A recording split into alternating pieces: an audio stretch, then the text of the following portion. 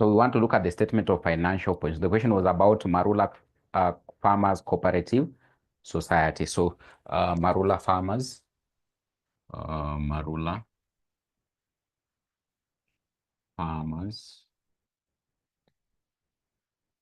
Cooperative Society statement of financial position. Statement of financial position as at is supposed to be as at. So it is normally as at, exactly as at 31st of December 2021. 31st of December 2021. 31st of December 2021. So we can be able to indicate I don't know whether the board is clear. Hope the board is clear at your end. Is the board clear at your end? Is the board clear at your end? Admin, is the board clear at your end?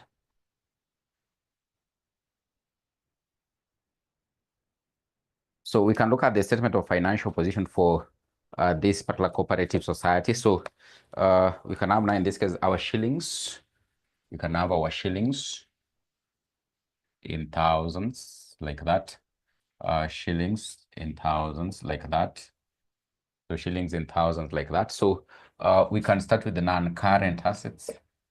Non-current assets. So for assets, they likely be on the debit side of the TRIO balance. But in this case, you can always be able to confirm whether there were any form of what adjustment on the assets, on the assets.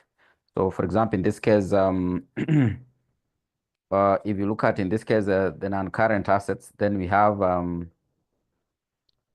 investments. So if you can be able to see investment in Wakulima Bank Limited. So hope you can be able to see that one. Investment in Wakulima Bank Limited. So investments in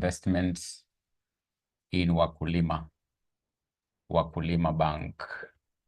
Investment in Wakulima Bank. It is actually an amount of 26,650. I think it's 26,650. 26,650. Still, the last item in the TRIO balance, you can be able to see office equipment. You can be able to see office equipment. Office equipment of an amount of, in this case, it is actually 900. It is actually 900. So for this kind of assets, always be able to confirm whether there was actually any form of what depreciation provided. So if there was a depreciation, in this case, it means we would have been able to adjust it. But we haven't been told there was any form of what depreciation. We haven't been told there was actually what any form of what depreciation. So we won't be able to do any form of adjustments, but we'll just pick the figure the way it is. From what? From the TRIO balance. So you look at any other item in the TRIO balance that is a non-current asset. I don't think we have any other item. So there are only the two. So you can be able to add the two. You can actually be able to add the two to get the total value of, in this case, what? Non-current assets. To get the total value of non-current assets. So in this case, it is a value of 27,450. 27,450. So we can go to the current assets that we have. We can go to the current assets. We can go to the current assets that we have. And most obviously, we've already been able to say the assets. So investment is exactly what? 26,550. Not 650, 26,550. 26,550 years. Thank you for the correction. 26,550. So 26,550.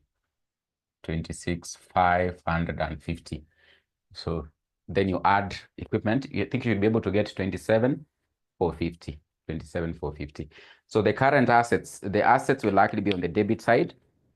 And of course, now in this case, the assets you are having here that you can be able to see there. We have in this case, what? So you have loans to members. So we have in this case loans to members.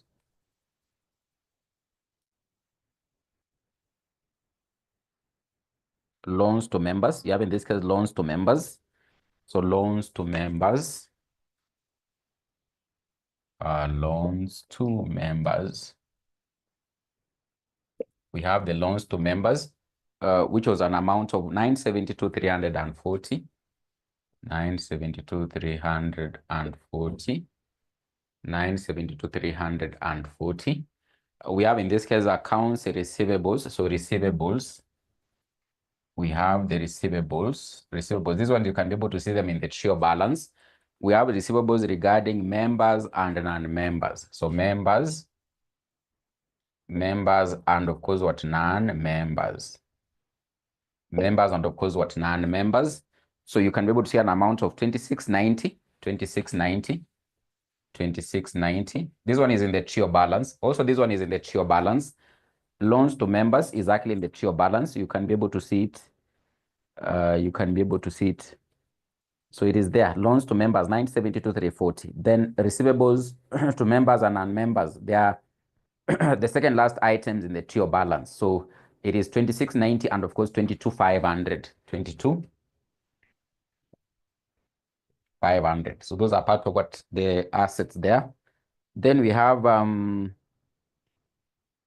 there were some savings in the bank. So Wakulima Bank savings. So Wakulima Bank limited savings. So there's some money in the bank there.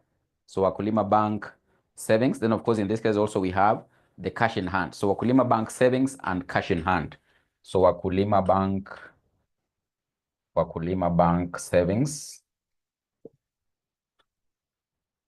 And of course also we have the cash in hand. Cash in hand, still in the trial balance, you can be able to see it. Cash in hand is an amount of 540. 540 from the trial balance. So 540 from the trial balance. Wakulima Bank savings is 6780. 6780 is actually an amount of 6780. So those are part of the assets that you can be able to get in the trial balance. The assets you can be able to get in the trial balance. Then of course, now in this case, you've actually been told, if you look at additional information number one. So we are told that in this case, Bora Limited markets Safi and Mzuri brands for Marula Society. On 31st of December, Bora Limited sold Safi and Mzuri brands for 175,000. That is what in dollars, and of course 115,300 in dollars. Bora Limited remitted the above amounts to Marula the coming year. So it means by the end of this particular year, they remitted the amounts. They remitted the amounts on, is it 15th of January 2022. So it means on this particular date, those amounts were actually what? Receivables. They were actually receivables. So they sold for them coffee on behalf of the cooperative society. And the monies were paid to the COP society the coming year. It means the monies sold regarding this particular coffee here, by 31st of December 2021, they were actually what? Accounts, they were debtors. They were actually what? Debtors. They were actually debtors. So there are these amounts which were yet to be received by the end of the year. We'll still actually be able to recognize them as part of what? The receivables. Part of what? The receivables of this particular what? Cooperative society, because they were not actually paid in the year 2021. They were actually paid January the coming year. So by the end of this particular year here, 31st of December, they were having to be accounted for as what? As part of what? The receivables. And therefore, in this case, the receivables end up having to be part of what? The assets of the company. Assets of the company. So we can be able to account for this. So unpaid coffee. So in this case, unpaid amounts regarding coffee. So the unpaid amounts regarding coffee. So unpaid amounts on coffee. So unpaid coffee amounts, unpaid coffee. And of course, in this case, we can be able to add them. So we can be able to add them. So the sales in this case that had actually been realized, the sales that had actually been realized, there was actually 17,500 and 11,530. So 17,500 and 11,530. 17,500 plus 11,530. So remember, there were two brands. So they sold them on behalf of the COP society.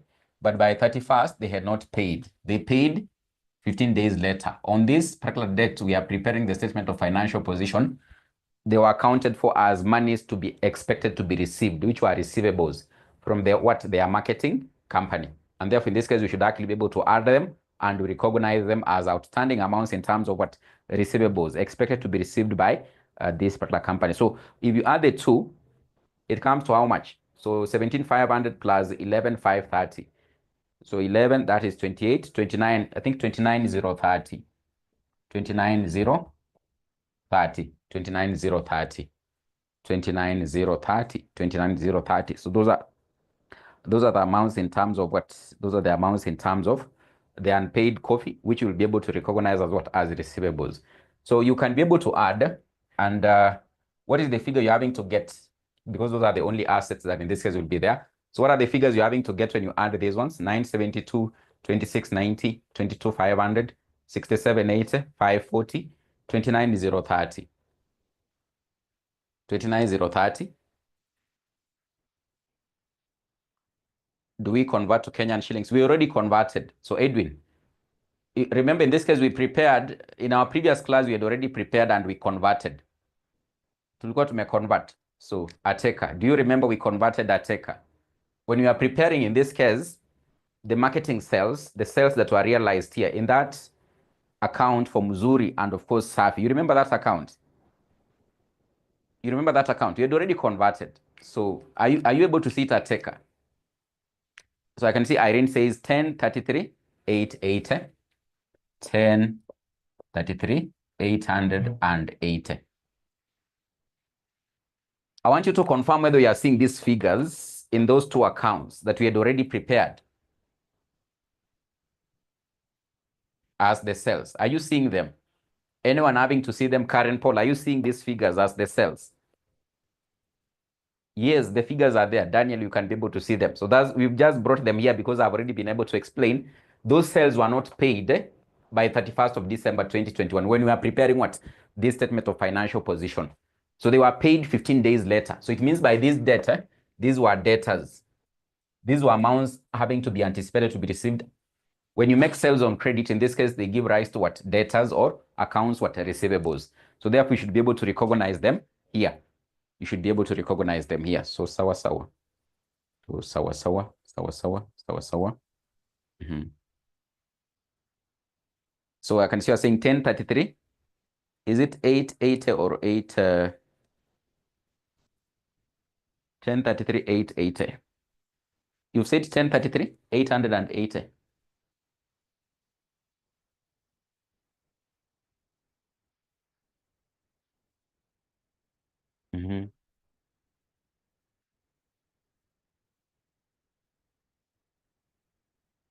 So I can see you are saying, but this one is as per what? As per 31st. 31st of December. You're saying as of 31st of December. Is as of 31st of December. So, but now in this case, you know the amounts that will end up having to be received. It is not the ones that in this case are actually at the rate of what? They're not the amounts that in this case they're actually at the rate of 105. They receive these monies in the account. When they receive the monies in the account on 15th of this particular date here, because that's when in this case the monies will likely be paid. So they'll basically in this case end up having to realize in this case how much? At 100 shillings. At 100 shillings. So that is the money they'll end up having to receive. Because in this case, if you account for them here at 105, but at the end of it all, they'll end up having to receive what? A lesser amount. So we'll be able to account for them with the amount in this case they'll end up having to convert, which in this case will be what? At 100 shillings. At 100 shillings. So we'll take these accounts receivables as 17,500 plus 11,530. I think in this case you'll be able to get 29,030, 29,030. So I think you've added, I can see you've added, you've given me some figures there. 103, 1,033,880. I think that is the figure you're having to get. So 1,033,880. 1,033,880. 1,033,880. So we can now in this case look at the side of equity and liabilities. So equity and liabilities, equity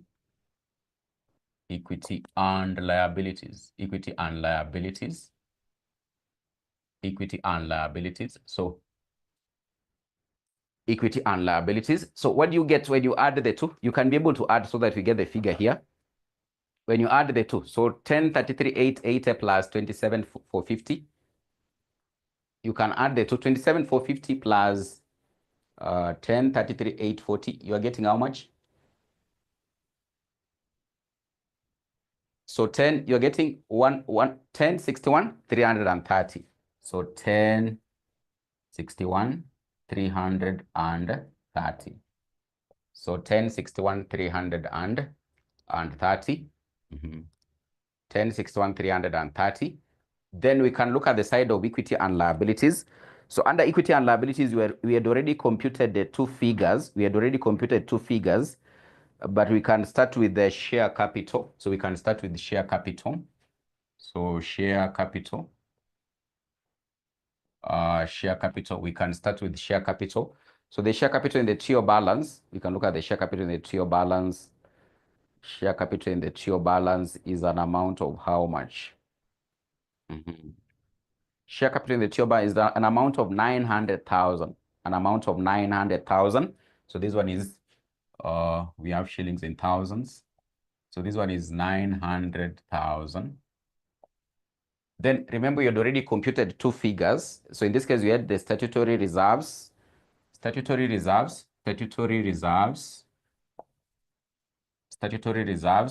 and also we had, in this case, computed the revenue reserves.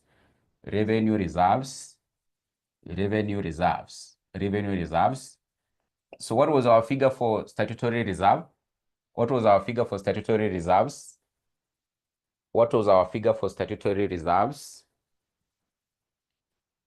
16,578. So 16,578. What about the figure for revenue reserves? The one we computed previously. We had a working. Just before this particular balance sheet, there's a working we did. It was the figure for revenue reserves. It was how much?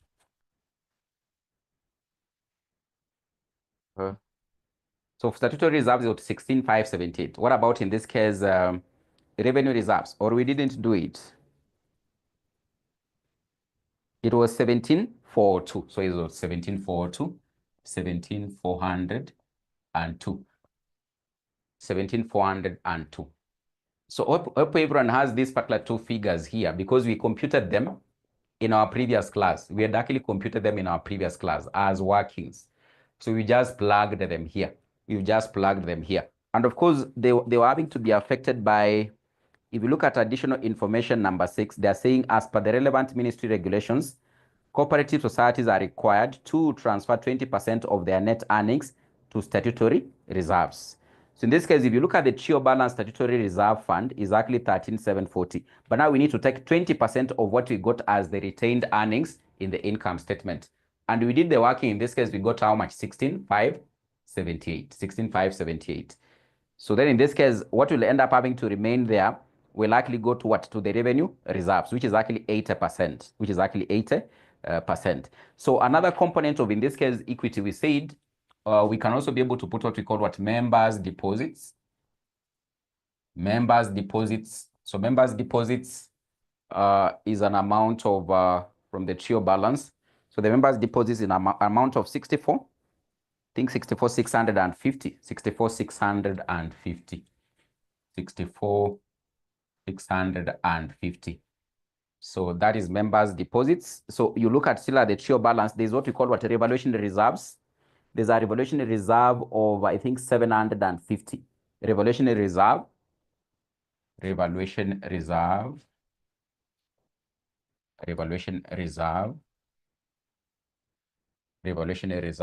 of 750. 750.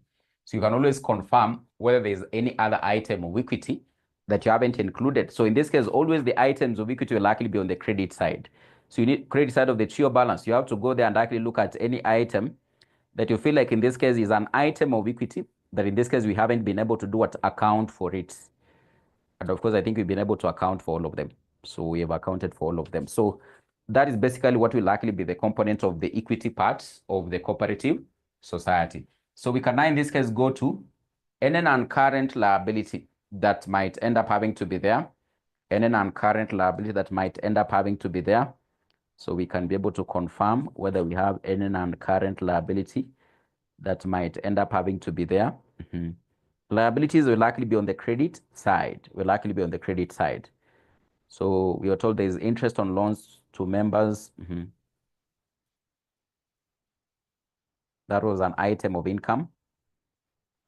So I don't think there's any item. So we can just in this case be able to mention the liabilities. So the liabilities, no item specifically in this case having to go to what to the non-current liabilities. So, but you have in this case what a number of liabilities there.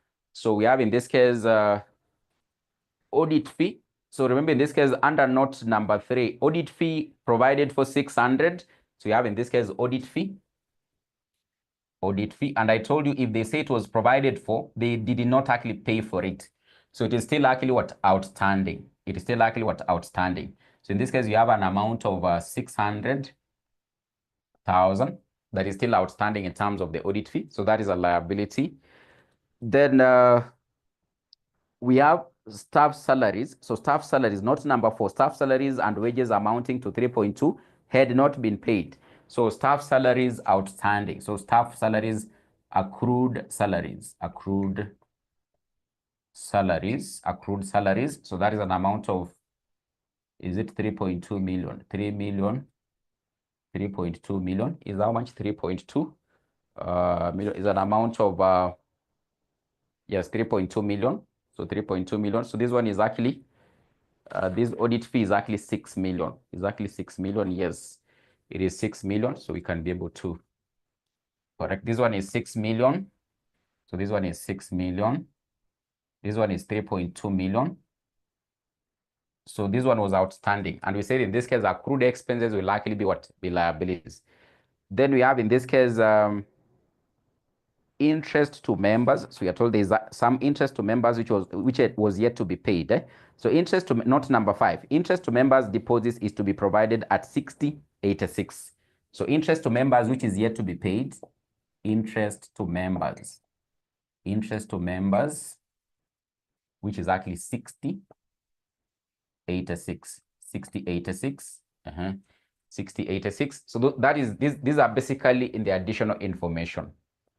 So if this audit fee is under additional information number 4, this one is under additional information number 5, this one is under information number 6. So all these particular expenses were just provided for, but they were yet to pay for them. So it means by the end of the year, they were still outstanding to be paid by this cooperative society. So they were liabilities. So we can be able to look at now, in this case, the TREO balance, and of course, we can be able to identify any other form of what liabilities that might be there.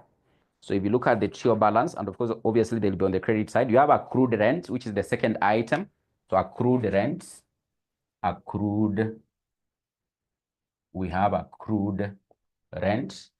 We have accrued rent, an amount of 49.50, an amount of 49.50, an amount of 49.50. So hope you can be able to see there. So we can adjust the camera a bit. Let's adjust the camera a bit.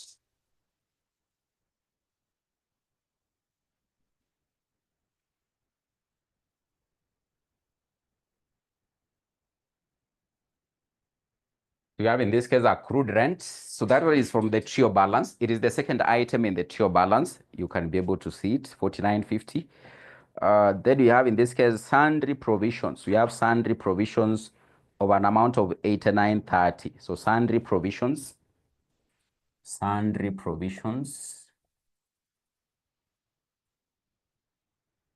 of an amount of 89.30. Of an amount of 89.30.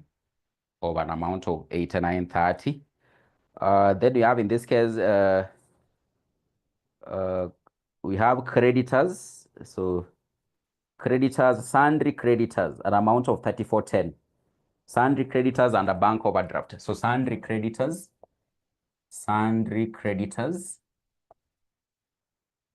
and of course also a bank overdrafts. Bank overdrafts.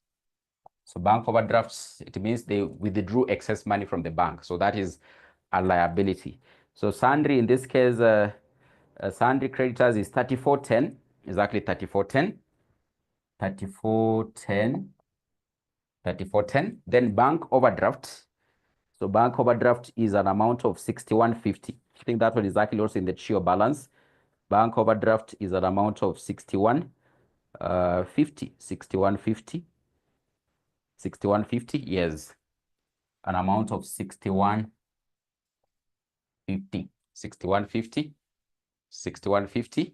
Then we have the very, very final item, the very, very final item. So in this case, there were some payments, which now in this case were supposed to be paid to, in this case, what? The members, to be paid to the members. Remember when they made the sales, for the coffee, so they were retaining 20%, and of course 80% was having to go to what? To the members. Was actually having to go to what? To the members. So it means these monies, they must actually be able to pay what? The members.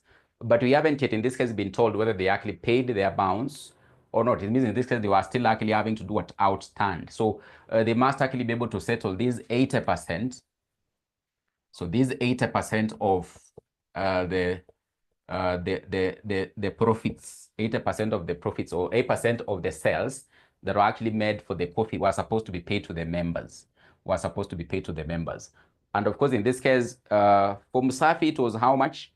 From Safi, the 80% from Safi was an amount of how much? You can look at, in this case, what we prepared as a P&L account from Safi, for Safi and Mzuri. Musafi and Mzuri. So from Musafi, it was how much? It was an amount of how much? I can see from Musafi, it was 14 million. And for Mzuri, it was how much? For Mzuri, it was how much?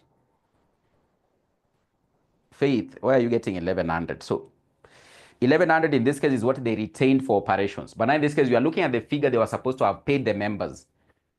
These are monies they are simply having to hold, which is not theirs. They are supposed to pay what? The members. So it was, in this case, amounts of 14 million and 9,224,000. So it means you have to add the two.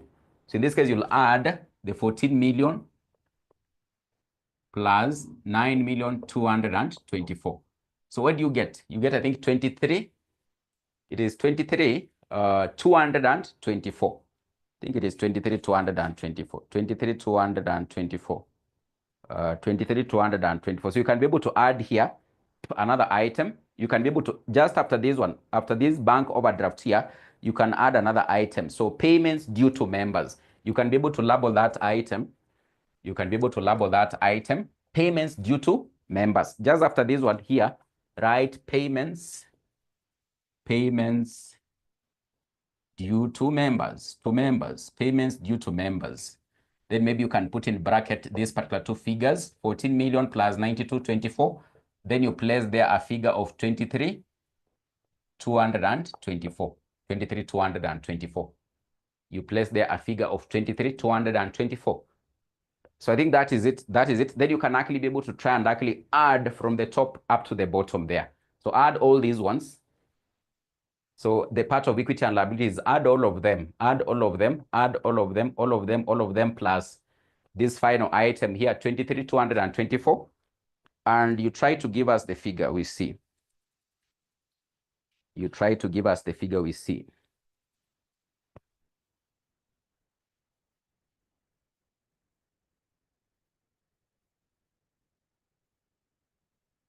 You can now add them. So add them, all of them. So from here, going downwards, then you try to give us the figure we see.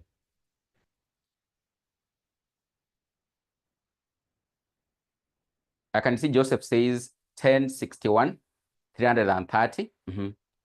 Another person can be able to confirm that particular figure. Another person can be able to confirm that particular figure. 1061,330. Current poll, is that what you're having to get? So 1061,330. So 1061,330. So that is what you're supposed to should be able to get here. And of course, it should be able to balance with this one. 1061,330. Sawa. So I can be able to see our friend is having to ask, what about retained earnings? What about what? Retained earnings. Retained earnings, we had accounted for it in these workings. Sawa. So I don't know whether in this case our friend Derek, were you in the previous class when we were doing these workings? Remember our retained earnings, in this case, we got a figure of, was it 14,190? Is it 14,190 or how much was it? It was 14,190. And therefore, in this case, we accounted for them in these particular two computations here. Sawa. Derek, were you in class in the previous class or you are not there? You need to be able to confirm. So you remember, current poll, you remember we accounted for them here. So that 14,190 in the profit and loss account, in the income statement, we accounted for it here. We split 20% here and I think 80% here. So we added so that we could be able to get these figures. We've already accounted for it under the part of what? Equity. We've already accounted for it under the part of equity. Derek, are you getting the point? You know, you need to respond so that we know whether we are together.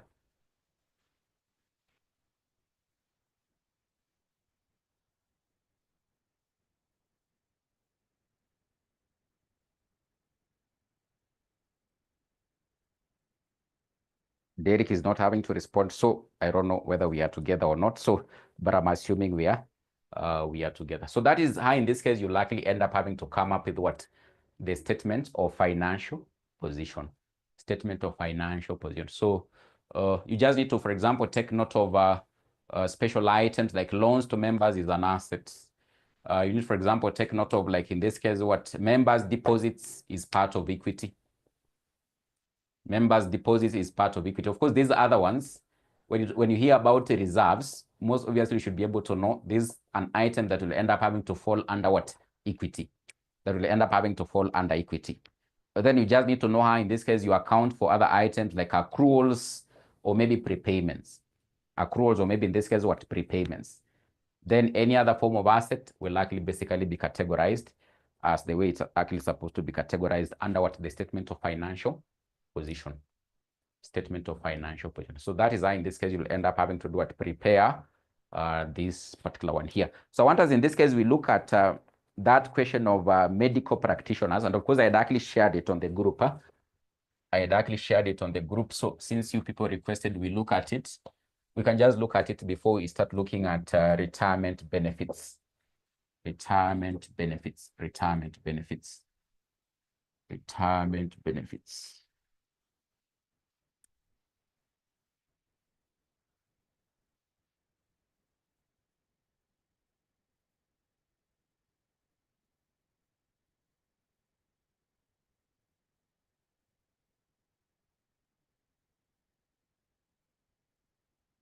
So you can confirm whether you have the question. So do you have the question? I shared it today on the group. So just confirm whether you have the question so that we can be able to begin.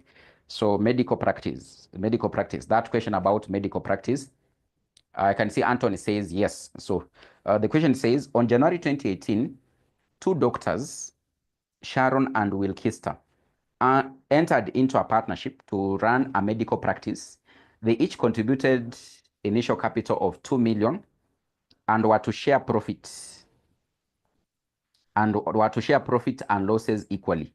The following is a summary of the receipt and payment account for the medical practice for the year ended 31st of December 2018.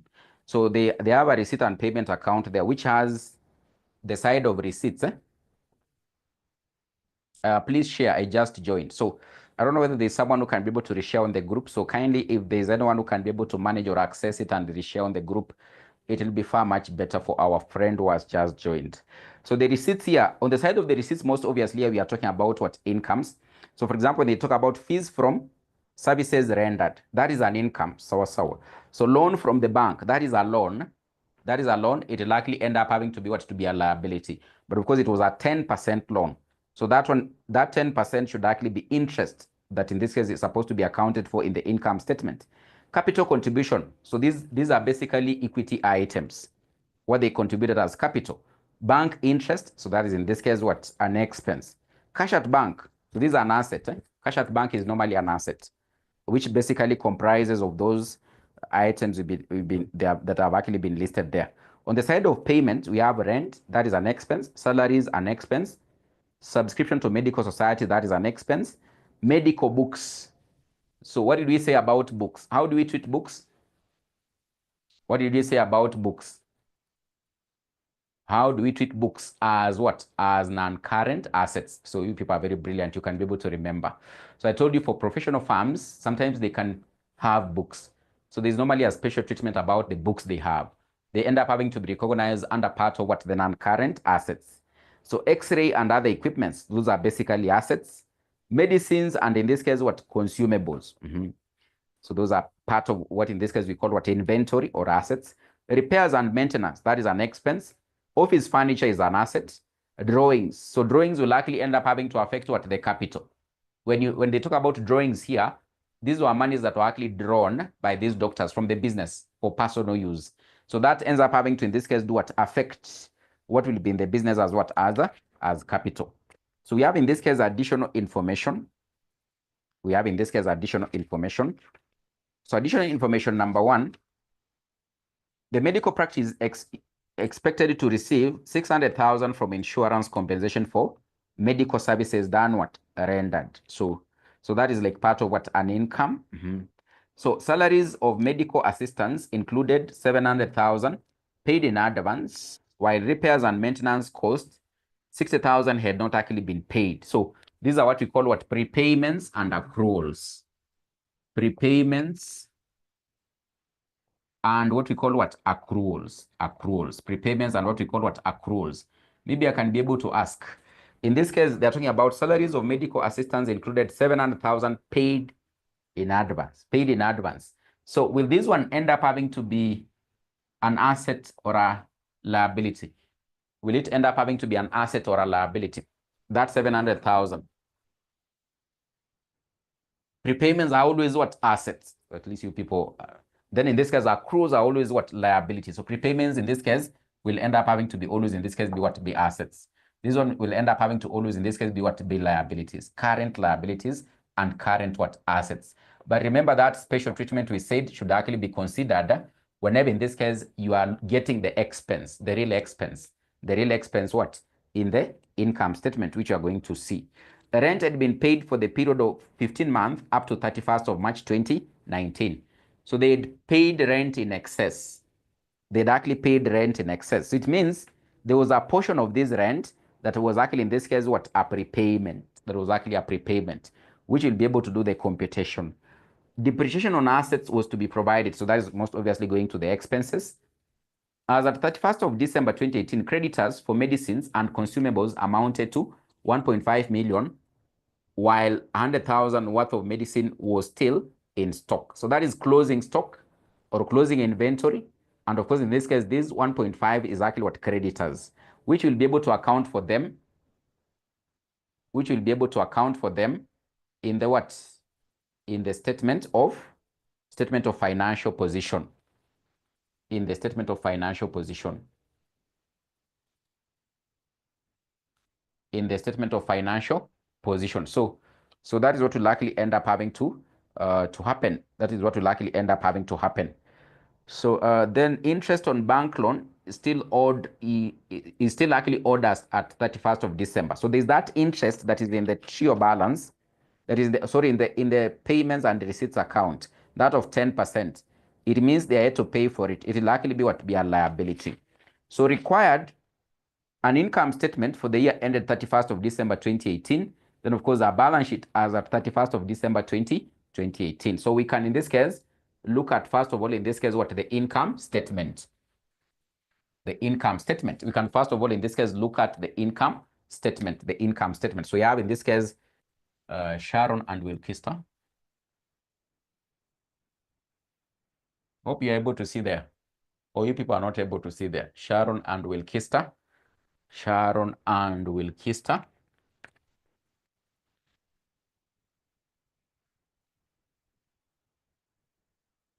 Yeah, Sharon and Wilkista. Sharon and Wilkista. Sharon and Wilkista.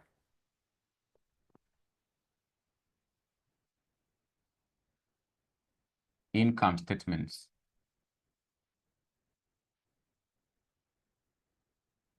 For year ended 31st of December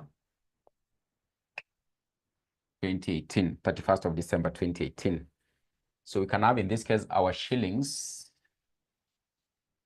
to be in thousands. We can have our shillings to be in thousands. So most obviously, in this case, in an income statement, you'll start with the incomes. You'll start with the incomes. You'll start with the incomes. You'll likely start with the incomes. So to identify the incomes, you need to go to the receipts and payment account and identify on the debit side the monies that are having to be received. Part of those items, are they actually really, in this case, what may be incomes? Are they actually maybe incomes? For example, if you look at the first item there, is fees from what? Services rendered. So they are doctors. When they render services, they get an income. So fees for services rendered is an income. Fees for services rendered. Fees for services rendered is actually what? An income, which is the first item in the receipts and payments account. So in this case, that is an amount of 17,460. 17,460. So we can, in this case, look at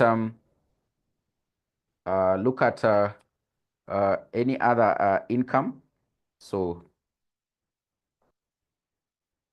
we have, in this case, loan from the bank. So that is 10%.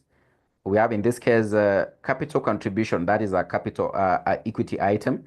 We have bank interest, which was actually debited in this account. So that means they'd put money in a fixed deposit account. Then they received that interest of 20%, 20. So that bank interest is an income. Bank interest is an amount of, in this case, how much? 20. So what of, in this case, maybe I could be able to ask, what of, in this case, if this bank interest was on the credit side, what would it have been? What of, in this case, if this bank interest was on the credit side of the receipts and payments account, what could it have been here? It would have been an expense. So hope you are getting the logic or what I'm trying to drive home. This bank interest was received as a receipt. It was not going out. So it means in this case, that was what an income they realized. Then in this case, under additional information number 1, so there's no any other item of income, but under additional information number 1, the medical practice expected to receive 600,000 from insurance compensation for medical services rendered. You know, when in this case, doctors render services, sometimes they render them, the patients come with what? An insurance card, an insurance card, like NHIF. So they provide the services, but of course they claim from the insurance. If it is NHIF, nowadays it is SHA. If it is SHA, SHA will end up having to pay them. If it is Jubilee, Jubilee will end up having to pay them. So they received 600,000 from insurance companies because they had provided services for their clients. So in this case, it means that was actually what? An income. So in this case, this particular amount expected, so income receivable from insurance. So income receivable from insurance, income from insurance. It was an amount of 600,000. It was an amount of 600,000. 600,000. And of course, those are, I think, the items of income that in this case they're having to anticipate. So in this case, we can actually be able to look at the expenses. We can look at the expenses. So the expenses, quite obviously, they'll be on the credit side or on the payment side of this particular receipts and payment account. So the first item you can be able to see there, it is rent. It is rent. It is rent. But there's something we've actually been told about rent in note number 3. Rent had been paid for the period of 15 months up to 31st of March 2019. So this rent, they had actually paid this one of 1,200. It was for 15 months. So it means for us to be able to determine the rent, for us to be able to determine the rent of 2018, we have to do a computation there. So it was actually in this case 1.2 million. But now what do we multiply with for us to be able to apportion? What do we multiply with for us to be able to apportion? What do we multiply with it for us to be able to apportion? Ateka, try to think. What do we multiply with for us to be able to apportion? Anthony, try to think, try to think.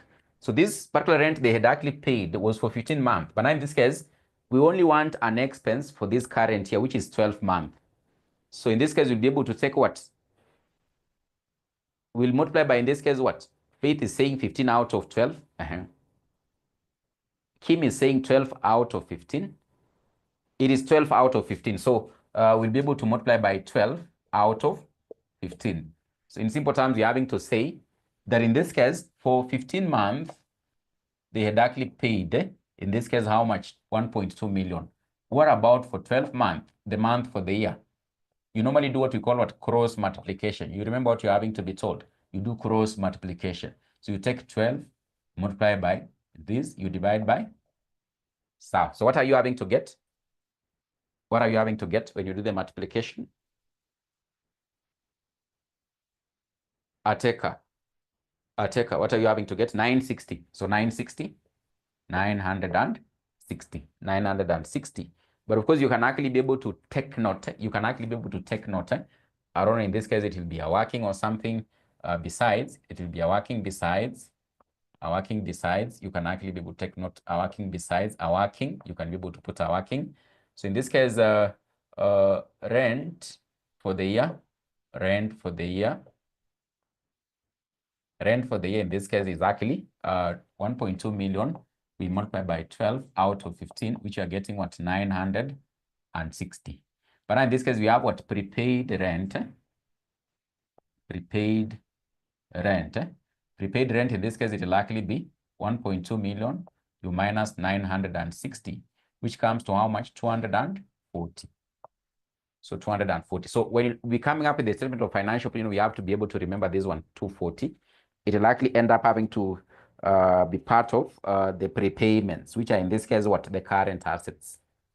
So you can put it as a working so that you can be able to remember that 240 is a prepayment in terms of rent, which is supposed to be part of the current assets. So I hope you're having to understand that one. So then in this case, we have what? Salaries. So salaries of medical assistants included 700,000 paid in advance. So in this case, we have, in this case, salaries. Salaries was 3 million. So salaries in this case was actually 3 million. But you have an amount that was paid in advance. When they pay in advance, if it is not in arrears, you minus.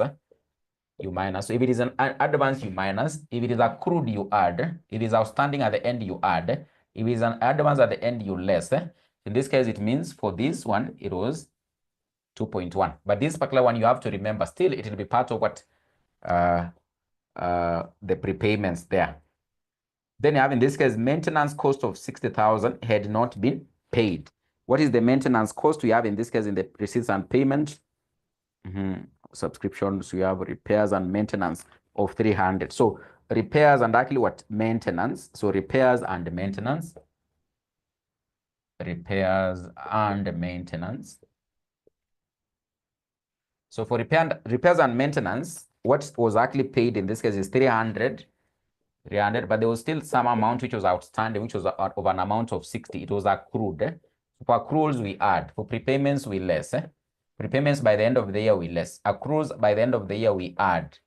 Accruals simply means outstanding by the end of the year. So that was now totaling to 360. But now this one will likely be what? To be a current liability. It will be a current liability. So any other expense in this case, we can be able to look at the subscription to medical society. So you have in this case, subscription to medical society, subscription to medical society. It was an amount of 400. That one doesn't have any form of adjustments. You just pick it directly the way it is from the receipts and payments. Subscription to medical society. Then in this case, we have so you have medicine and consumables. So medicine and consumables was an amount of 3 million. medicine and consumables on amount of 3 million. But now in this case, if you look at the additional information, so as at 31st of December, creditors for medicines and consumables amounted to 1.5 million, while 100 worth of medicine was still what in stock. So for medicines and actually consumables used, so medicines and consumables used, so medicines and consumables, So for medicines and consumables, you are told that in this case, if you look at now in this case, the receipts and payment, so the medicine and the consumables, it was 3 million. But now as per note number 5, by the end of the year, the amount outstanding for these medicines and consumables was actually an amount of 1.5 million. So it means in this case, we'll be able to take the 3 million, we add the outstanding amount, which was actually 1.5 million. Then we are told that in this case, while 100,000 worth of medicine was still actually what? In stock, was actually still in stock. So it means in this case, we'll end up having to deduct this one, which is actually 100. I think you'll be able to get an amount of, in this case, 4,400,000. 4,400,000. Then we have in this case depreciation. So there's another expense of depreciation.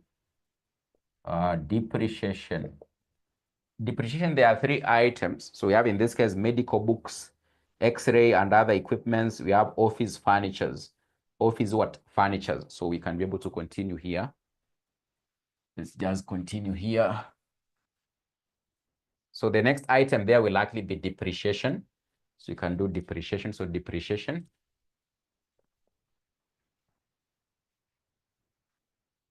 So we have in this case, for depreciation, we have in this case medical books. So that is the first item. We have in this case X-ray and equipments. Then in this case, we have office furnitures.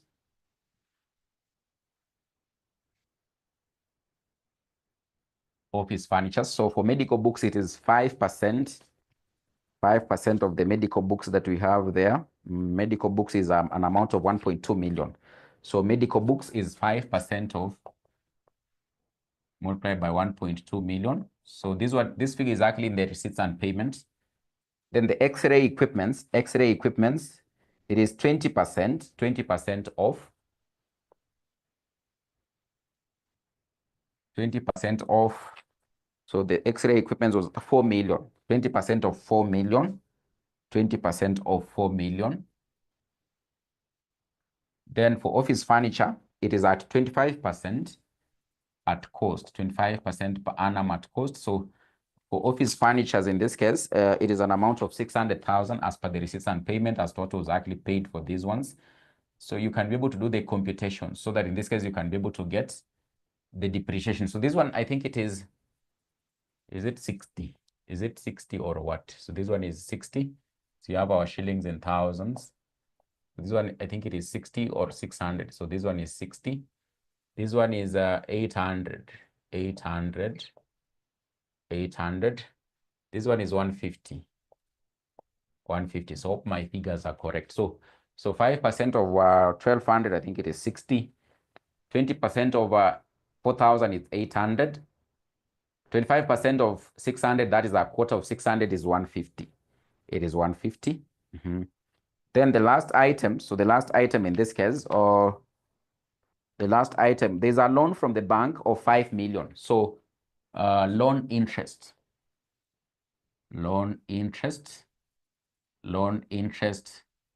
It is the second item under receipts. You can be able to see it under receipts. They received a loan. So that loan was accruing 10% interest per annum. So multiply by 5 million. So that is an amount of what? 50,000. 50,000. And of course, you can be able to less these items. These are basically expenditures. You can actually be able to less them. You less them.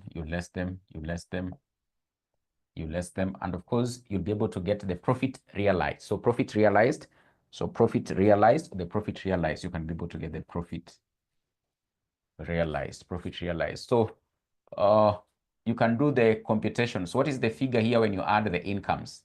What is the figure there when you add the incomes?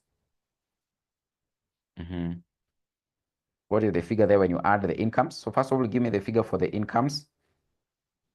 The figure for the incomes. The figure for the incomes. The figure for the incomes. So Collins, this question is not in the past papers. I shared it on the group. So it is not in the past papers. I shared it on the group. I can see you're saying 1808. So remember I told you this one has never been tested. It has never been tested. So, but is a part of professional firms, and you people had requested we do it. So I wanted to avoid it, to ignore it, but you insisted we do it. So we are doing it. So this one is 1808. Then you can minus the expenses. When you minus the expenses, what do you get? A taker. When you minus the expenses, you can minus all of them from this one so that you can be able to know the profit. We can be able to know the profit. So this one is 500 and not 50. This one is 500. So 10% of this is 500. 10% of 5,000 or 5 million is 500,000. 500,000. I can see you're saying 8150. So 8150. Then of course you've been told that these people, they share what profits equally. So they share their profit equally. So sharing of profits is actually equally. So that's what you've been told there. And what to share profit and losses equally. So in this case, it means for Sharon, she will take home in this case what I have of 8150. And of course, in this case for 𝒔𝒕𝒂𝒏, still the same case, 𝒔𝒕𝒂𝒏. She'll be able to take home in this case a half of 8150. A half of 8150. So that is in this case 4075 and 4075. 4075 and 4075. That is why in this case the profit will likely end up having to be distributed. So 4075, 4075, and that's why in this case the profit will likely end up having to do what? To be distributed. So that is what will end up having to happen there. So 4075, 4075, they'll share equally. So that is why in this case majorly doctors will end up having to operate. So maybe in this case they can set up like a partnership, or they can set up a firm to operate as partners. So of course that is maybe their part-time job. So they can set up a clinic or something. So they could end up having to contribute resources. Then when the clinic realizes profits, they share amongst themselves. So that is what will end up having to happen. So you can now in this case look at the statement of financial position. The statement of financial position.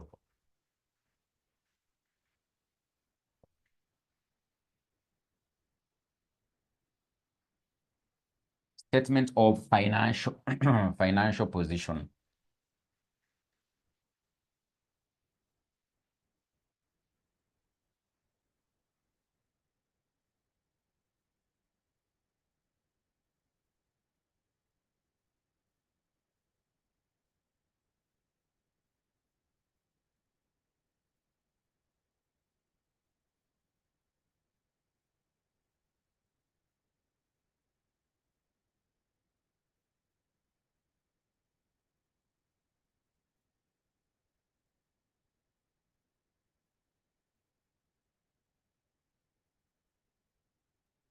But 1st of December 2018. So we can start with non-current assets.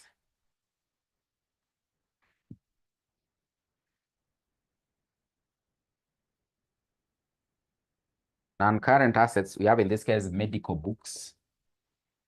Medical books. We have in this case X-ray equipments.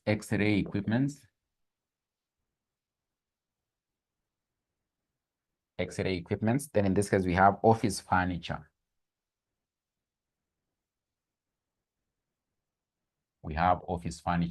So for medical books, of course, there was a depreciation. So we have to less that depreciation. So minus 60.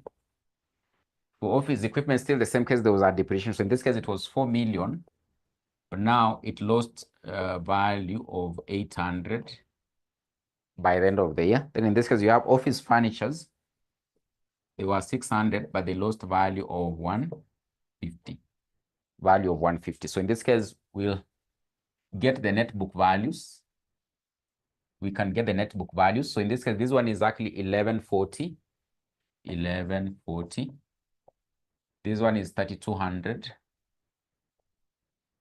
This one is 450. So this is depreciation. So we are getting the net book values. So this was their cost, but of course they lost value in terms of depreciation. So we need to get their net book values to be able to report in the statement of what financial position. So I think those are the only non-current assets. Then in this case, you have the current assets. Current assets. Current assets. Current assets. So for the current assets, if you look at the receipts and payments, there's an item there they have been able to indicate cash at bank. So cash at bank. There's an item there they have been able to indicate cash at bank. Cash at bank. So the cash at bank was an amount of 7980. Was an amount of 7980. An amount of 7980. There's of course now in this case the closing stock or inventory for consumables. The closing stock for consumables. It is in additional information number 5.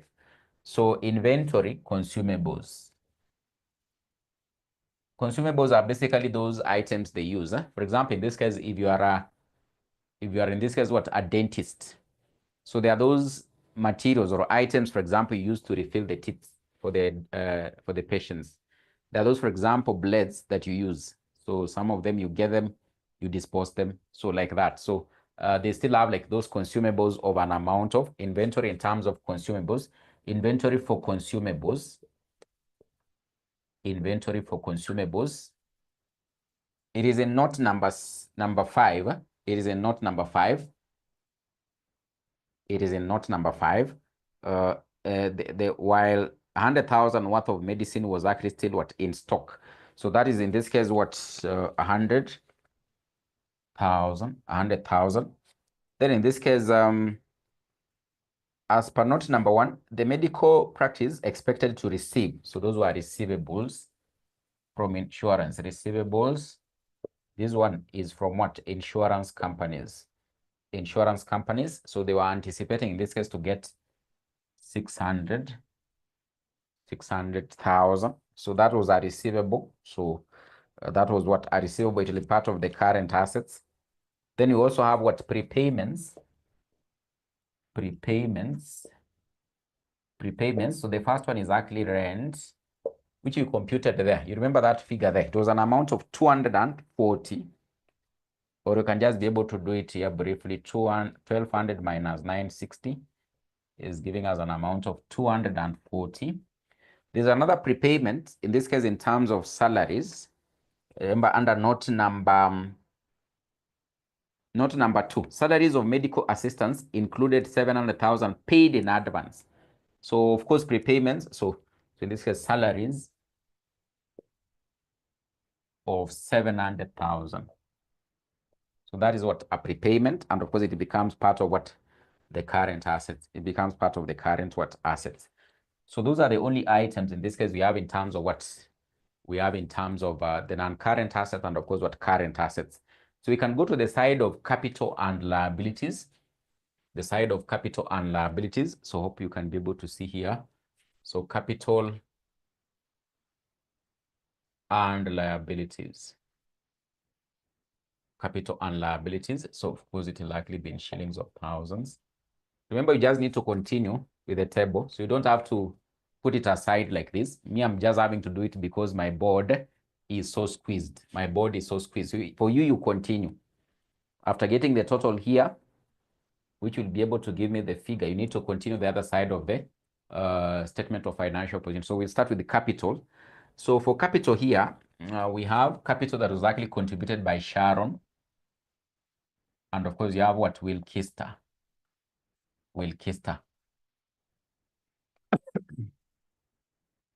So for Sharon, if you look at the receipt and payment, you've actually been told that in this case, she paid how much? 2 million. So capital contribution, it was actually an amount of 2 million. 2 million. 2 million. 2 million was an amount of how much? 2 million. But remember, they realized what? A profit. There was a retained earning, or there was a profit which they actually shared amongst what? Themselves. So to Sharon, in this case, she was having to receive 40.75. But remember, they made some drawings from the business. They made some drawings from the business, and that is under payments. So for Sharon, she made drawings of 3,200, which was reducing what? The capital. Remember, what went to him as a profit was increasing the capital. So if he never drew it, it will basically increase what? The capital. So we normally include retained earnings as part of equity. So you know that as part of capital. When you have retained earnings, the business becomes part of what? Capital. So for Sharon, she had contributed 2 million already. But now when they realized profit, which was actually shared equally, she got 40.75. So that is part of still, but basically what? Capital. But she had made some drawings, which normally do what? Reduce the capital. And of course, in this case, also for 𝒂𝒏𝒓𝒄𝒂𝒚, she had actually put in 2 million. There was 40.75. And there were some drawings of an amount of, in this case, 1,600. 1,600. And of course, that will actually end up having to be the portions of capital they would have done what? Contributed. So in this case, you should be able to get 28.75 here. And of course, here you should be able to get 44.75. 44.75. So that is their capital. Then in this case, you have non-current liabilities. Non-current liabilities. Non-current liabilities. So this one, there is the bank loan. There's the bank loan, which was of an amount of 5 million. There's the bank loan, which was of an amount of 5 million. An amount of 5 million. And then in this case, we have the current liabilities.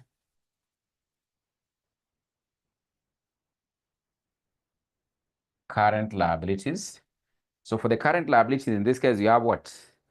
The accruals. Accruals. You have the accruals. Accruals.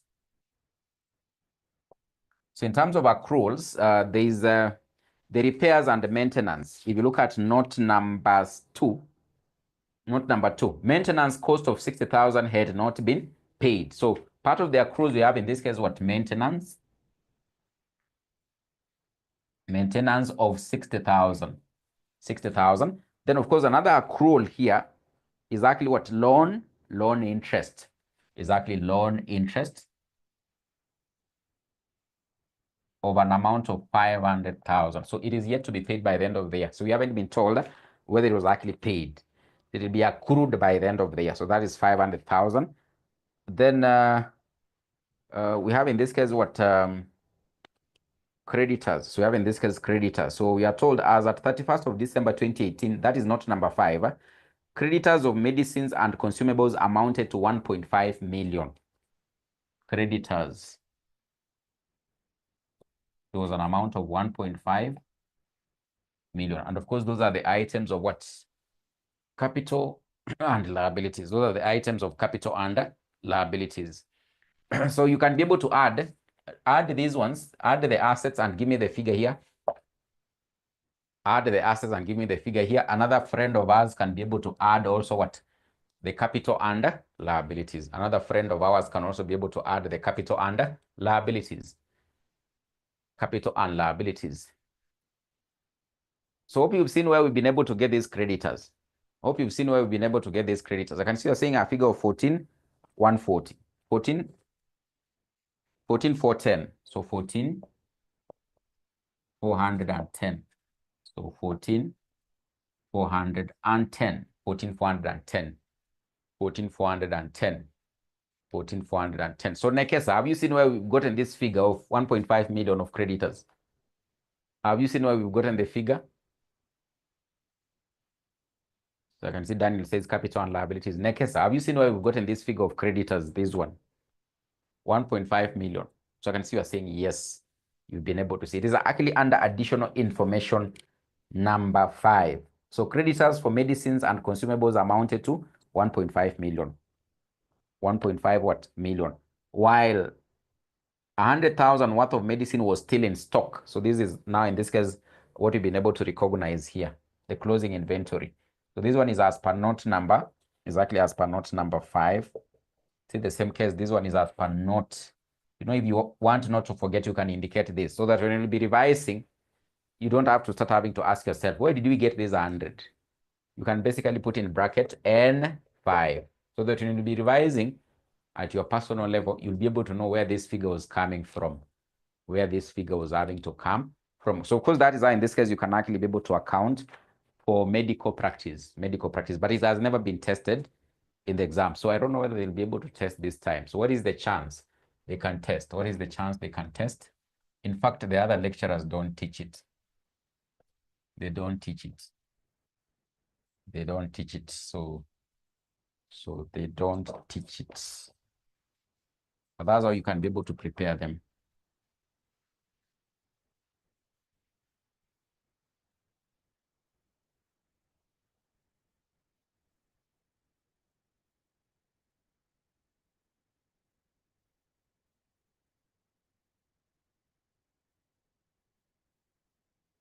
So now in this case, I want us we look at another area, still under the same chapter.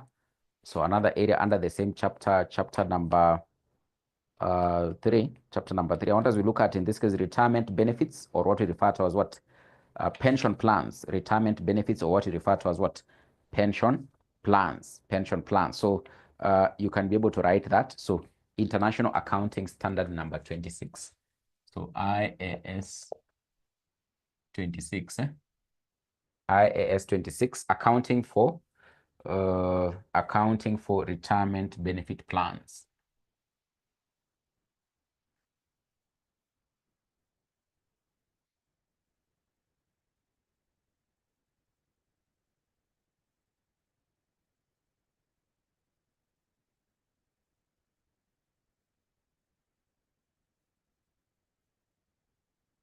Accounting for retirement benefit plans. Accounting for retirement benefit plans. Accounting for retirement benefit plans.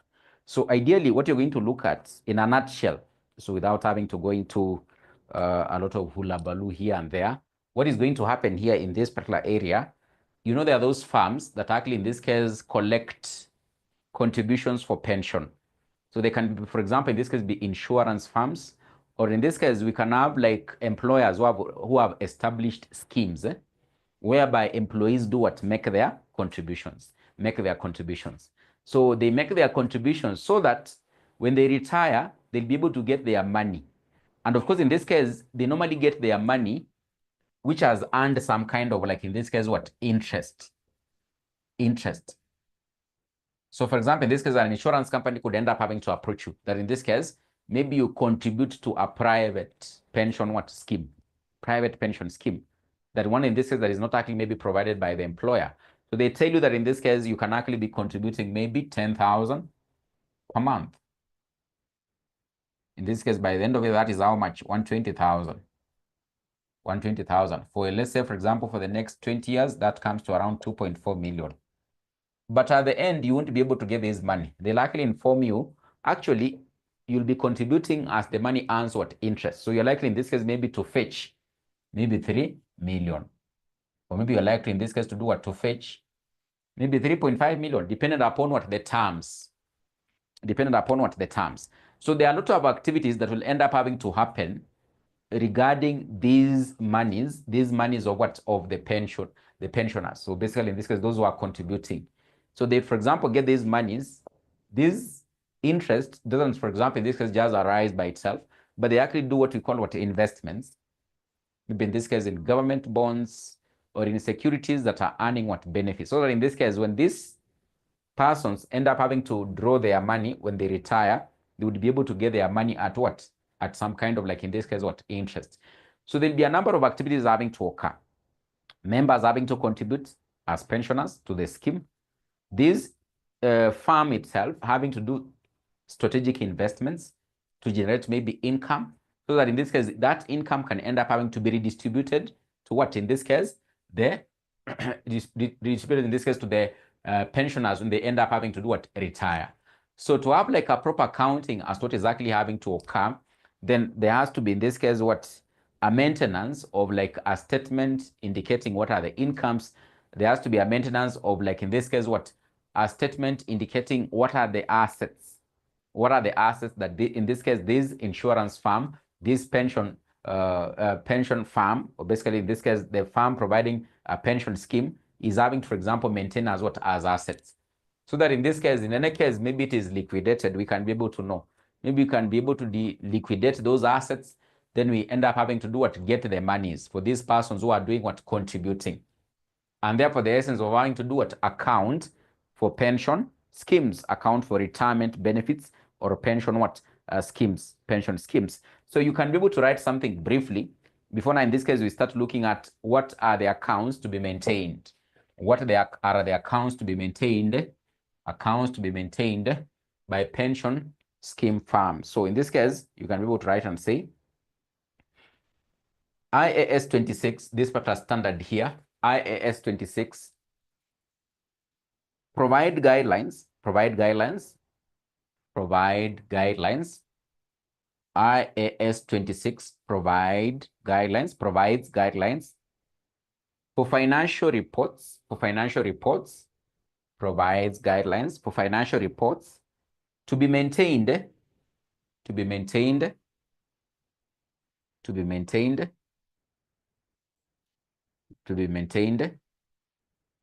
for a retirement benefit plan, retirement benefit plan. So in this case, there's that term. So there's that term, retirement benefit plan. You can be able to say definition of retirement benefit plan. What is it? Definition of retirement benefit plan. What is it? What is this retirement benefit plan to be accounted for? You can be able to write this about retirement benefit plan. It is an arrangement by which an entity provides benefits. It is an arrangement by which an entity provides benefits to employees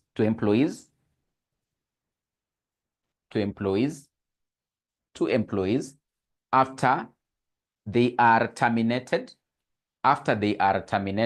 from service. To employees after they are terminated from service.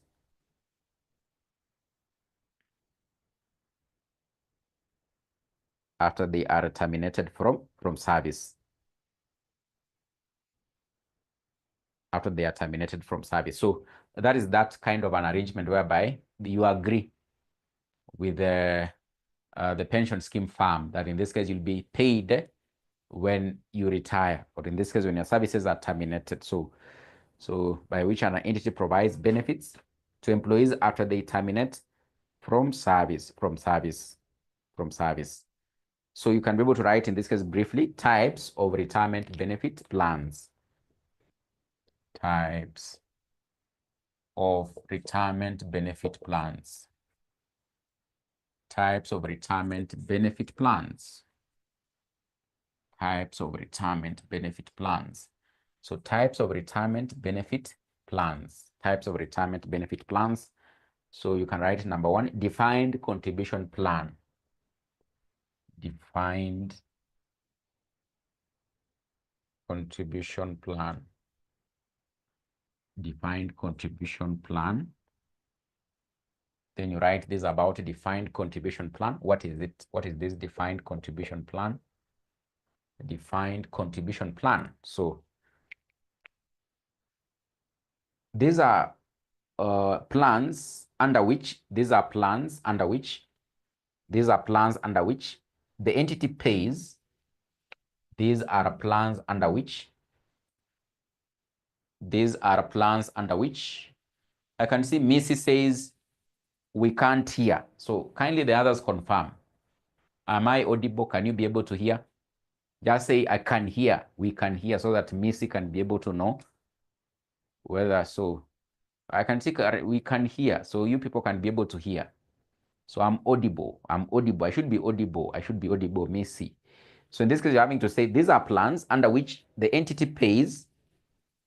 These are plans under which the entity pays fixed contributions, pays fixed contributions into, pays fixed contributions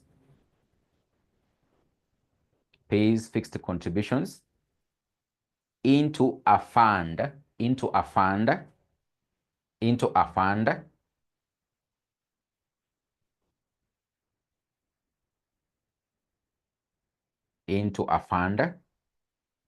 So these are plans under which the entity pays fixed contributions into a fund.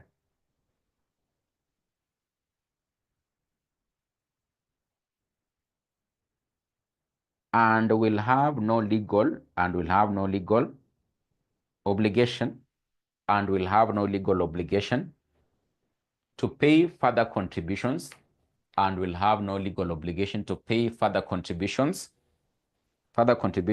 into the fund, and will have no legal obligation to pay further contributions into the fund if it does not hold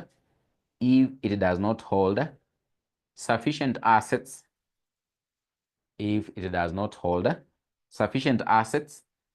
to pay the employee benefits, if it does not hold sufficient assets to pay the employee benefits,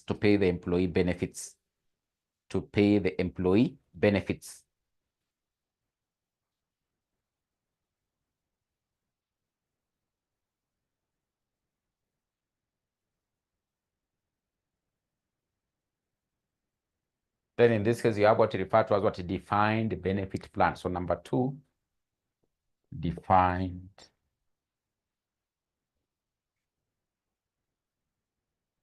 benefit plan. So then you write and say, under this plan,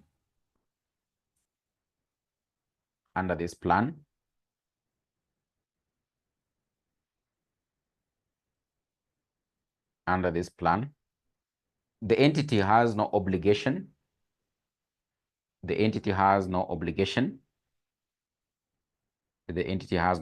to provide,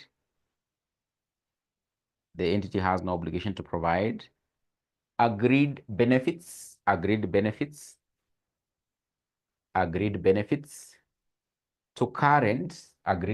to current, and former employees.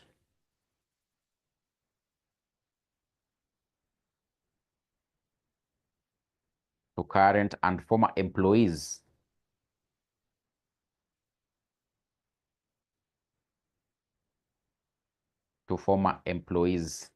So the entity has no obligation to provide agreed benefits to current and former employees. Full stop. Then you write and say, the prevailing risk conditions,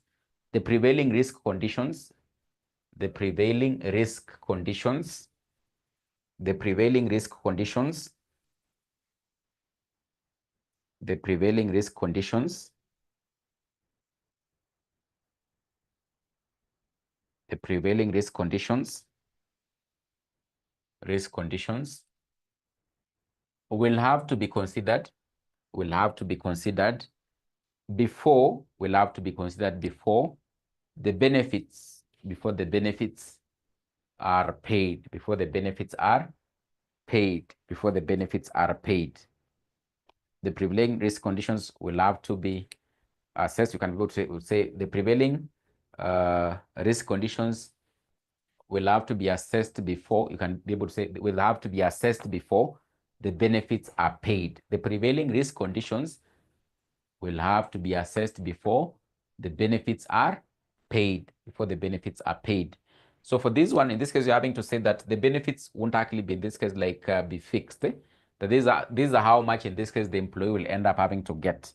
But by that point in time, they're having to pay, they'll have to consider any other, for example, actuarial risks. So actuarial scientists will be able to do the actuary computations or mathematics and say, for example, as per the prevailing conditions, market conditions, or any other condition, this is the amount that in this case you can be able to settle in terms of what?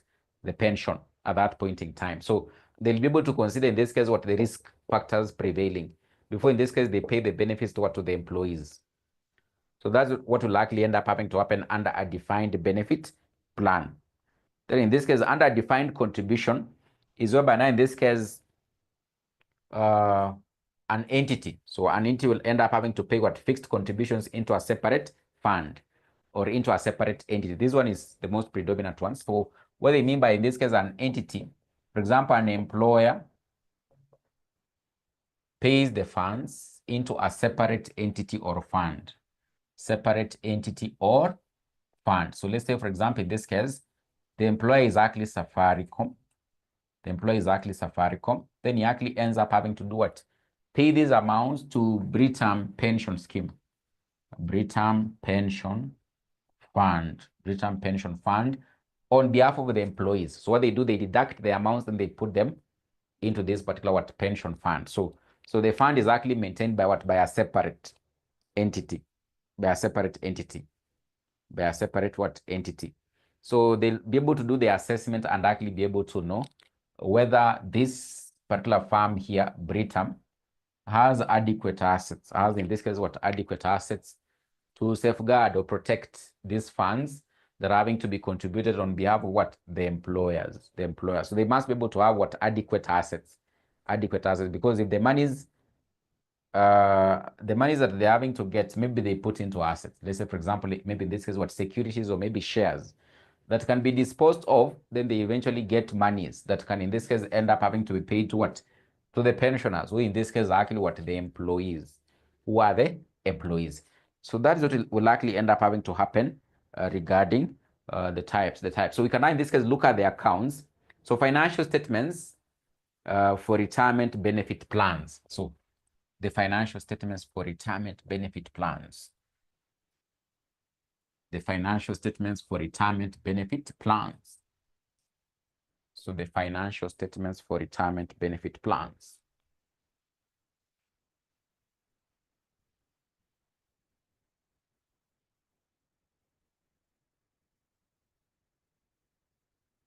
For retirement benefit plans.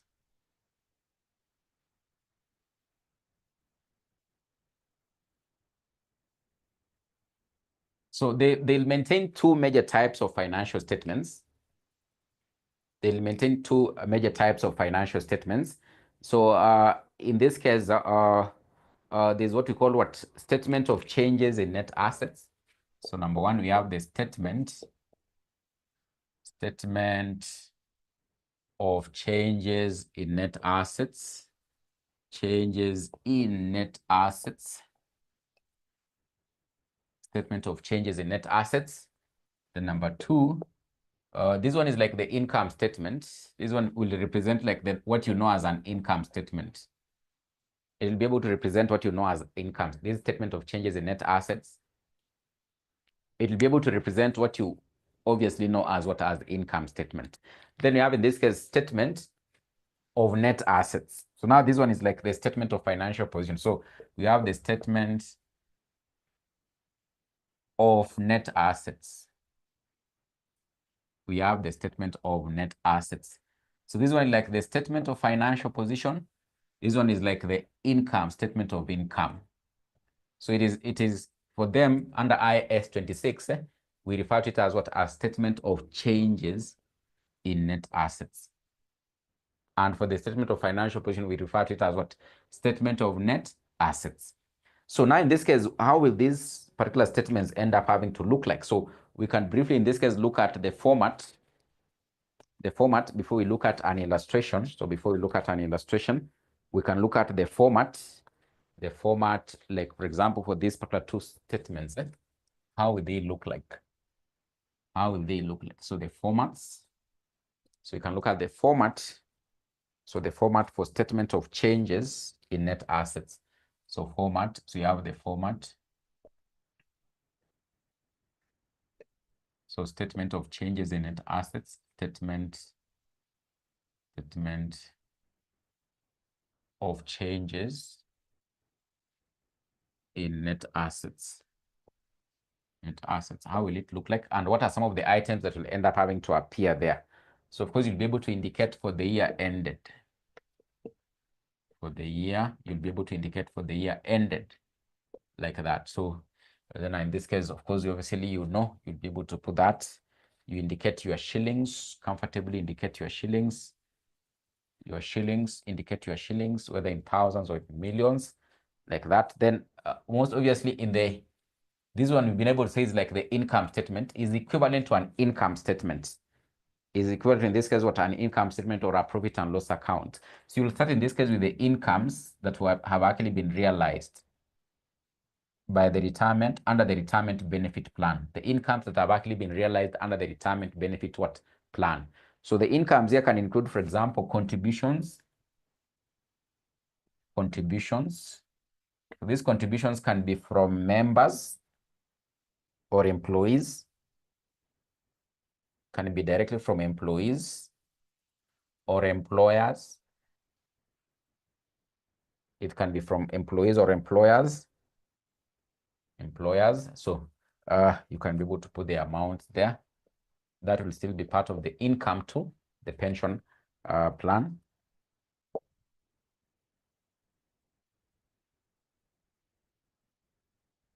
So contributions by employees or employers. So these are what the employees are contributing towards the pension scheme. So they'll be part of the incomes. They'll likely be part of the incomes. We can have investment incomes. Being able to say this money does not lie idle. They invest.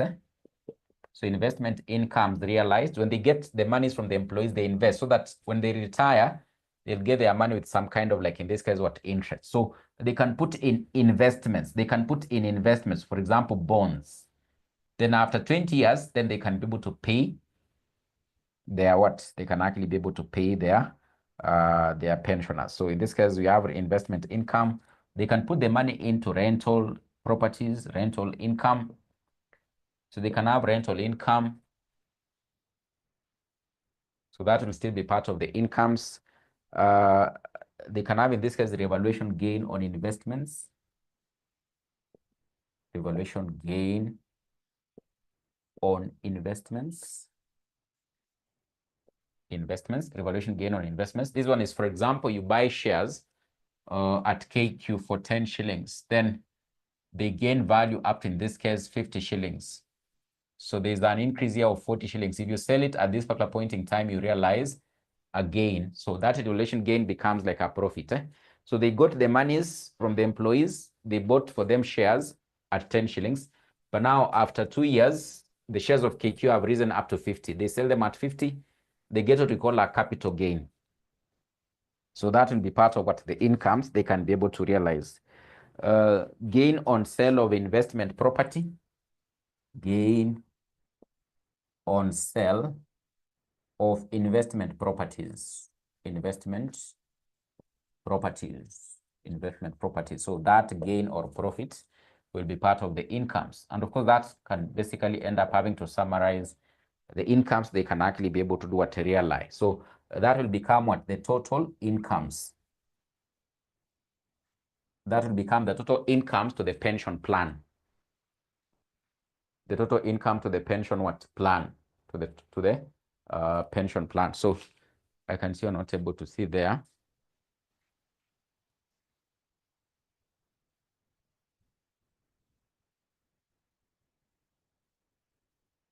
Yeah, I think that's okay. So those ones will be like, in this case, the incomes that can be generated in the pension plan or the retirement benefit plan. So, but now in this case, you can have expenses. So you just continue expenses. What will be part of the expenses they can end up having to incur? The expenses they can end up having to incur.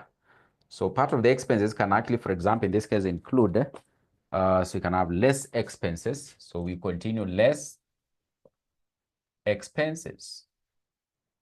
So in this case, transfers to other schemes.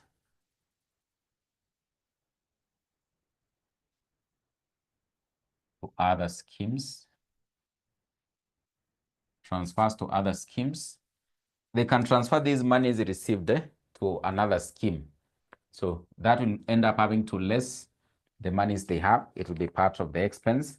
Benefits they might have paid to these persons who have already retired. Benefits paid. So it will be part of what? The expenses.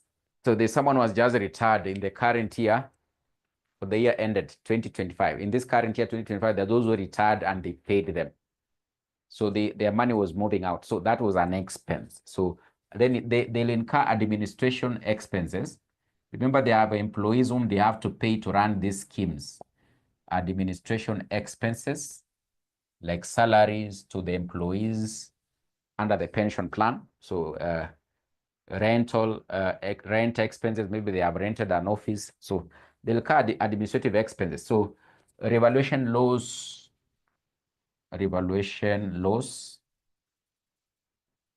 on investment property,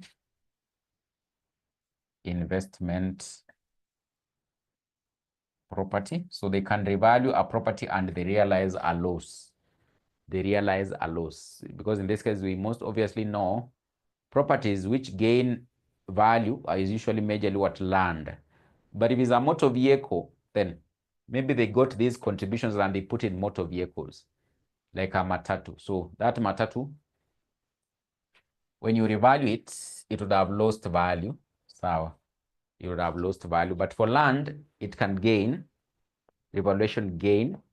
So this land can come here, it will gain, because if you bought it at 10 million, after 3 years, 15 million, it will gain. But for a matatu, it will be a loss, which will be an expense. It will be a loss, which will actually be an expense. Or maybe they can sell an investment property and they realize a loss. So loss on sale of investment property. Loss on sale of investment property. So we'll end up having to be an expense. Will likely end up having to be what? To be an expense. So all these ones, they'll end up having to be deducted. They'll actually be deducted. And of course, in this case, at the end of it all, you can end up having to get what we refer to as a surplus. Or in this case, what we refer to as a deficit. A surplus or a deficit. So we don't refer to it as a profit, because all these monies actually don't actually belong to, they actually belong to what? To the contributors. So they'll either in this case have like a surplus in the scheme or a deficit. So a deficit in this case, it means it's like a loss. It's like a loss. So it can be a surplus or it can be a deficit. So a surplus is like a profit. A deficit is like now what? A loss. But remember here, you're having to say, don't say profit. You say surplus or you say what? Deficit. So that's why in this case, how it will likely end up having to look like. It will end up having to look like. It will look like. So we can finalize by looking at the statement of changes in net assets. So I hope you've been able to copy this one. So you can look at the statement of changes, statement of net assets, statement of net assets. Because you've been able to say they maintain two types of accounts of financial statements. So you can now in this case look at the statement of net assets, not changes, but now statement of net assets. So you can look at the statement of net assets. You can look at the statement of net assets.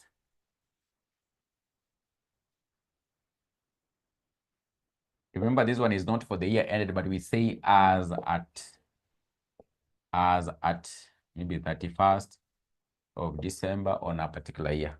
So this one is as at, is not actually for the year ended. So for the statement of changes in net assets, we say for the year ended. Or for income statements, we normally say for the year ended. But for balance sheet or statement of financial position, we say as at. As at. Don't say for the year ended. It is as at. So most obviously here we'll have the assets. We'll have the assets, which now in this case, we can have non-current assets. Non-current assets, because you'll have your shillings there. So the non-current assets in this case can include what? Investment in government securities, like bonds. They can get the monies for the pensioners and they put them in government bonds. Those will be assets. Investment in property, they can buy land so that it appreciates in value, then they'll sell it later. Investment property. Investment property. Investment in quoted shares. Investment in shares. Investment in quoted shares. Investment in quoted shares, or investment in money market funds. Investments in money market funds. Money market funds, like that. Money market funds.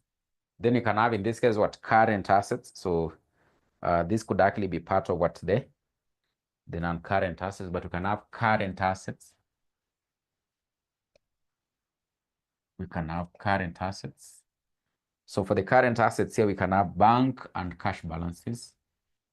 Bank and cash balances. Bank and cash balances. We can have, in this case, contributions due from members. Members who are yet to contribute, this amount are outstanding from them. Contributions due. We can have receivables or any other debtors. Receivables or any other debtors. And then, of course, that should be able to give you now, in this case, what? The total assets.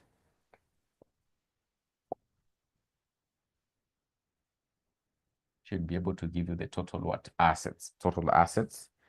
Then in this case, you can actually be able to go to the other side. The other side, in this case, this will be the end of the side of the assets. And of course, we go to the side of this other side. We don't have capital, but we refer to it as accumulated fund. The capital here will be the accumulated fund of the monies that are having to be contributed. That fund becomes, like in this case, what? The capital. So we refer to it as what? The accumulated fund. Then you add the surplus. You got in the statement of changes in net assets, surplus or deficit. It will depend. So if you get a surplus, you'll add. If it is a deficit, you'll less. From the, this now, like now, you know, in this case, in the normal statement of financial position, this one will refer to it as capital, but here we don't have capital. The capital here will be now, in this case, what will be the accumulated fund. You know, now in this case, there's a fund which has actually been created for the pension plan, where the employees put their money. So they put their money. So that accumulated fund becomes like the capital of this plan. So that is what we'll be able to get to put here as what? As the accumulated fund, not the capital, but the accumulated fund. Then the surplus you got in the statement of changes in net assets, you put it here. Or if it's a deficit, which is like a loss, you'll now in this case do what? Deduct it. So then in this case, you can be able to have any other liabilities. So you can have, in this case, maybe the current liabilities. Current liabilities. You can have the current liabilities, which now in this case can include, for example, benefits due. Benefits due. Remember here we have what? Contributions due as a current asset. But now here we have benefits due. These are the ones they are yet to pay. So there are benefits which are supposed to have been settled already, but they are yet to pay. So it becomes a liability to them because they'll still actually be called upon to pay in future. So in this case, accrued expenses. Accrued expenses. Accrued expenses. Accrued expenses. So those will be part of what, in this case, what? The liabilities. And of course, that will actually mark the end of what? Maybe your statement of net assets. Statement of net assets. So that's how you basically present accounting for retirement of what? Of benefit plans. So we'll be able to do the illustration tomorrow, which I've already been able to share. which I've already been able to share. I can see you are giving others investments in money market funds. So what is MMF? That is money market funds. So money market funds, you can write it in full. Money market funds. Money market funds, they are provided all over by insurance companies. They tell you when you put in your money, it will gain interest. So they can get these monies for the employees that they have contributed into the fund. Then they put in money market funds so that it can be able to gain interest. When they be paying the benefits, they can pay at least these benefits with what? With an interest. Because that is what they have been able to give them as what? As an assurance. As what? As an assurance. As an assurance. As an assurance. This one is investment in quoted shares. Investment in quoted shares. Or you can just be able to say investment in shares, because you can be able to have quoted and unquoted. Just say investment in shares. You can just say, be able to say investment in shares. When they talk about quoted shares, they are those shares for quoted companies or listed companies on the securities exchange. But you can still, in this case, you can be able to have investment in shares which are not being listed on the securities exchange. It's still an investment. Still an investment. So you can just say investment in shares. Investment in shares. So that's why in this case you present the statement of changes in net assets, which is like an income statement for the pension plan. And in this case, a statement of net assets, which is like in this case what? A statement of financial position for what? For the retirement benefit plan. We will look at an illustration which I've already been able to share tomorrow. We'll look at it tomorrow. So this one is not complicated. It is very, very simple. This one is very simple.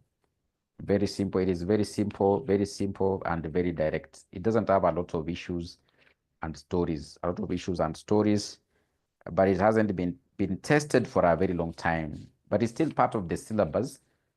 We have no option. We have to teach it. So we'll be able to look at that illustration tomorrow. That illustration tomorrow. That illustration tomorrow. So after pension plans, I think in this case, the next thing we will start looking at, under still the same area, I think I can be able to see conversion of a partnership into a company. So we would have tackled professional firms, agricultural activities, pension plans, cooperatives. So after, in this case, retirement benefit plans tomorrow, we'll start looking at conversion of a partnership into a company. And of course, that area will be done and dusted. That area will be done and dusted. It will be done and dusted.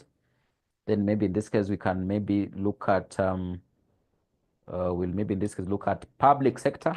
Then after public sector, we'll be able to look at published. So published financial statements, that one is very crucial. That one is very crucial. That one you can't afford to miss the class. Very important. Very important. Very important. So I'll be able to reshare the illustration. You don't have to worry. Otherwise, thank you very much. You can have a good night. So let's catch up tomorrow. We look at an illustration on retirement benefits. Then we start looking at conversion of a partnership. So conversion of a partnership into what? Into a company. Conversion of a partnership into a company. Into a company is also another area you have to be very keen. The competitions are a bit, if you're not very keen, you might not actually be able to get what is happening. So you need to be very keen about conversion, because if it comes in the exam, it might end up having to look like a bit complicated. So you need to be in class for that one. Don't miss out on conversion of a partnership into a company. So there are very interesting double entries to be made there, which you must actually be able to understand. As why in this case, a partnership can be converted into being what? A company. Sawa. So have a good night and let's catch up tomorrow.